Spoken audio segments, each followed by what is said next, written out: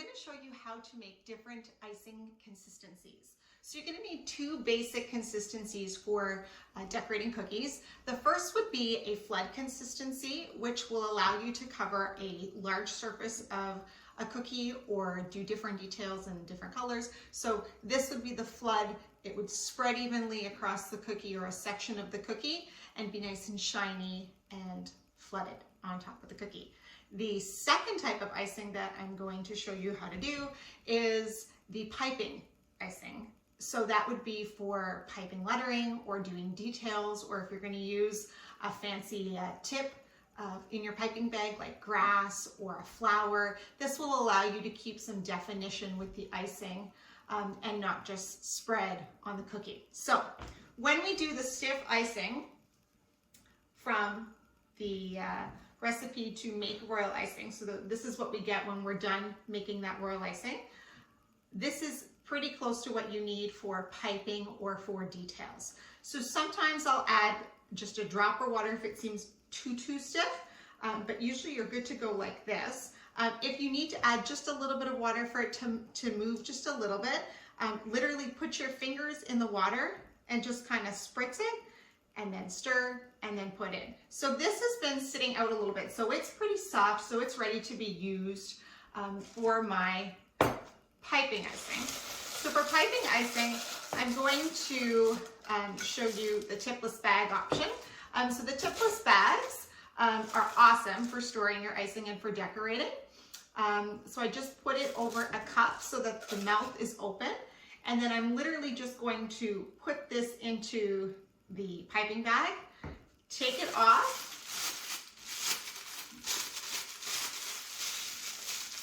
and twist the top. And if you have a clip or if you want to tie with an elastic band, you can, and then cut off the end to the desired thickness that you need, depending on how large of an area you are going to be piping details. So if you're doing lettering, this hole is going to be pretty small. If you're trying to do a section, like a big line of something that's more of a firm icing, then you'll cut it a little bit bigger. So that depends on what you're using to decorate. So this is stiff icing ready to go. If you didn't want it to be white, if you wanted to color it with a gel, all you would do is take this into another bowl, mix a little bit of gel color. Once it's incorporated in the color and shade that you want it, it's ready to be put in your piping bag. So for stiff piping icing, it's going to be really hard to put it into bottles. So bottles are for flood icing mostly. The piping bag route, whether you have disposable or you have reusable piping bags, this is the way to go for this consistency of icing. So that's the first one. The second icing consistency is the flood icing. So I'm going to take some stiff icing and put it into a bowl. And then I'm going to cover, again, the main batch so that it doesn't get dry and crusty while I'm working on the coloring. So I'm going to add a little bit of water. I can't stress enough, a little bit. So you can keep adding a little bit more to get the right texture and consistency as you go. But you don't want to dump too much water in, otherwise you're going to have to go and get some more stiff icing to get to the right consistency. So a little bit at a time is great. You can use a tablespoon, a teaspoon, and just add a little bit at a time. You can pour a little bit at a time. If you have one of those spray bottles like you can use for watering your plants or for hair, you could also get a clean spray bottle and put water in it and just spritz the icing while you go. Some people find that a little bit easier to manage and control the amount of water being added. So we're going to add just a little bit at a time, and we're going to stir it up.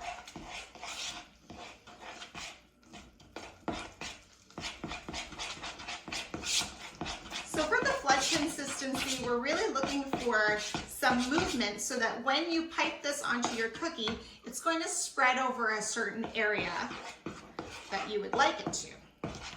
So this is certainly not as stiff. It's moving a little bit, but it's not quite at flood yet. So we're going to add a little bit more water. Again, you could go like this with your hands or spritz it, or just a little bit of water.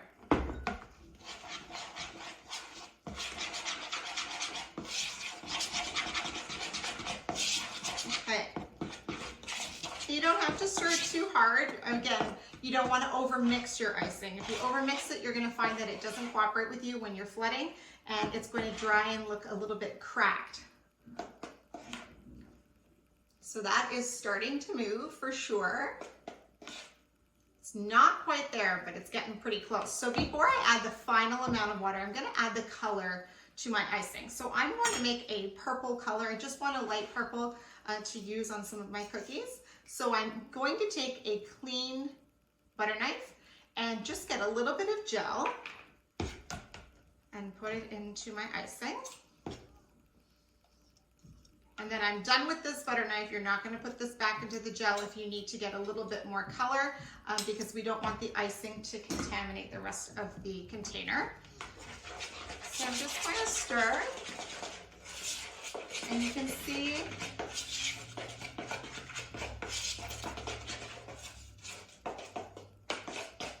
it's getting to be a nice color. So this is a faint purple color, just a nice pale pastel purple. And that's all I was hoping to get. But if you wanted to get a darker colored purple, you can add a little bit more gel, a little bit at a time. You shouldn't need to use too much gel. I put that white icing color in my batch of royal icing when I made the batch. And so that helps prevent some color bleed when you have to use stronger amounts of gel with the darker colors. So I'm protected here if I want to add a little bit more gel. The other thing that you can do if you have some time, and I typically do this, is prepare your icing in advance, so a day or two in advance. This icing lasts up to 2 weeks in the fridge, as long as it's covered and properly stored. So either in piping bottles or in sealed bags or in airtight containers. It'll be fine in the fridge for 2 weeks and you can use it as you need it. Stir it up, add new colors. So that's awesome. But what you can do with the colors that you need to be darker is make it like this and then just cover it with plastic wrap or put it into a container and let it sit for a little bit. So within like 6 to 8 hours, you're going to see the pigment of the color deepen and get to be a richer, darker color. And if you leave it a day or two, you'll probably get closer to the color that you had hoped for. If not, you'll only need to add just a little bit more gel to get it to that shade that you desired. So I typically do this when I'm doing like black and red, like a navy blue, a dark purple, brown. So those colors, you don't want to use too much gel. Sometimes if you use too much of the coloring, it gives it a little bit of a bitter taste. So to prevent doing that, you can make your icing a little bit in advance and cover it and allow it to kind of deepen naturally on its own and then use less gel. Because I have put that white icing, I could add a little bit more now if I was in a rush, and it won't bleed, which is great. It might be a little bit bitter if I add too much gel, but I shouldn't have the color bleed because I added that white icing. So I'm happy with this color. So we just want to make sure it's the right consistency. So if I hold it up, it's pouring off of the spoon, not too smoothly. I'd like it to run a little bit more. So I'm just going to add a tiny bit more water.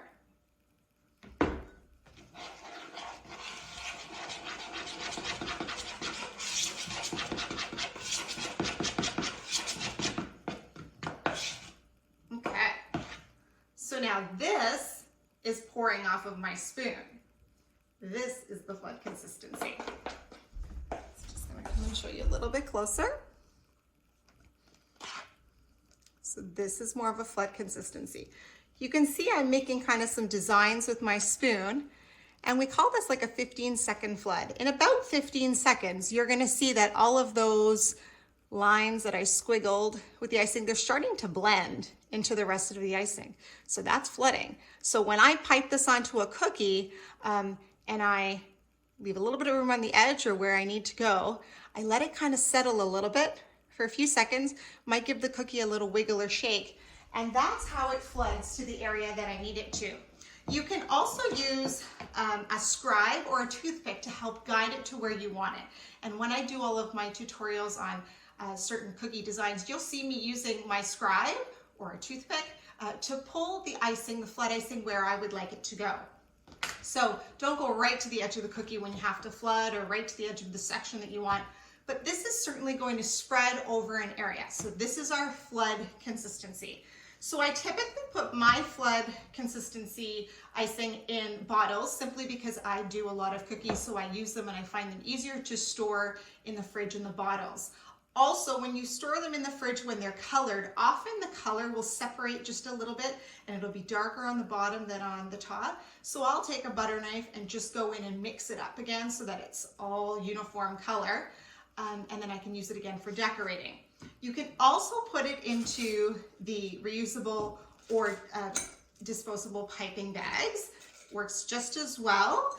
It will separate, so you would have to make sure if you wanted to use it again that you kind of massage the bag to get all the color back incorporated. But it works in either format. If you have chocolate mold bottles, you can get those plastic molds to make chocolate, those bottles. You can also use that. The hole is a specific size, whereas these icing bottles, they take different piping tips. So I could put larger ones if I'm flooding large areas of cookies, or smaller ones if I'm just doing details or sections. So that's what I love about these bottles, that I can change with the coupler the type of piping tip I have, the size of it. So I have a nifty bowl here that has a spout on it. So it's easy for me to kind of just pour my icing into the bottle. So I'll just show you that. Now, I've been doing this a little bit, so it's easy for me to get it into the bottle pretty easily. A little trick to make sure that there's less mess. Get into a small container is to pour some of it onto a piece of plastic wrap. And then quickly, before it starts to flood, close it up. It's in a little pouch.